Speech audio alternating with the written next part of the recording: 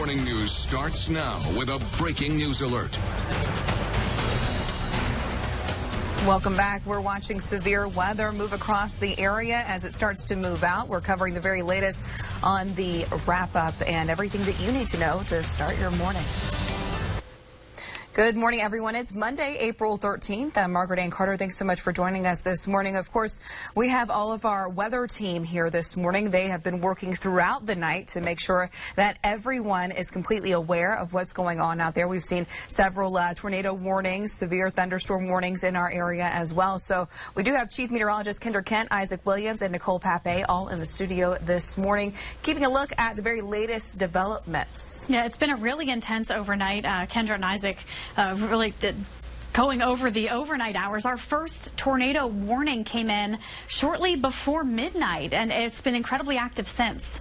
Absolutely, and we still have a tornado watch in effect for a few more minutes, if you will, for our far eastern counties. But really here by 7 a.m., Kendra, we can basically say we're in the clear. Yeah, the threat is fairly minimal at this point, but we're still watching the line this final line that's moving through our eastern sections, and that's why we're holding on to that tornado watch. But the greatest threat for severe weather is going to be out to our see how we're going to be dealing with areas like Raleigh, Wilmington, over toward the coast, seeing the greatest risk for those severe storms as we head into the next several hours. So our threat really going down. You can see, look at that. Look at those incredibly powerful storms moving away from us. And then we just have a little straggler line of heavy showers building in. All right, and our team coverage does take us to Oconee County now. That's where the National Weather Service says that a tornado touched down in Seneca early this morning.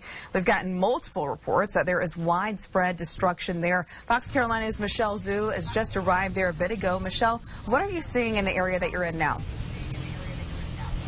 Well, Margaret Ann, this is pretty much the first bit of the damage that we're seeing this morning. We're right off Highway 123. It was actually blocked. Highway patrol troopers were rerouting us, and we ended up here. This is where we're seeing a lot of damage already, and keep in mind, this is only the first site we've seen that's pretty severe.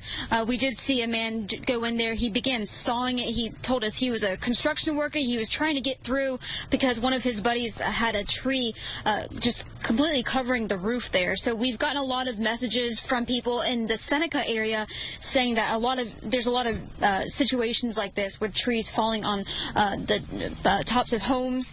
There's actually a down power line right here. I'm not sure if you can see it.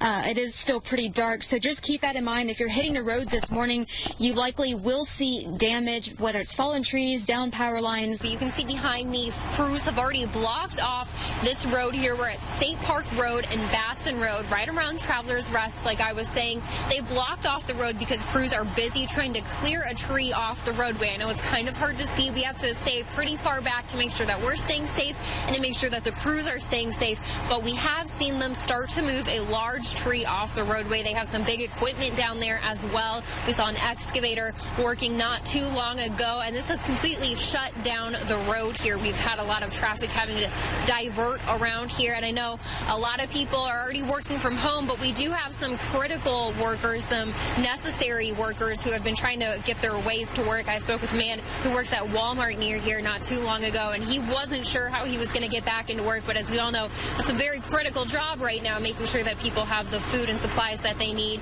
So if you have to leave your home today, make sure that you keep in mind you might run into scenes like this. Duke Energy now reporting tens of thousands in the dark. At last check, this is in actually North Carolina and South Carolina. 189,000 people have been left in the dark. Now in Anderson and Greenville County, they're seeing more than 10,000 each in those counties there.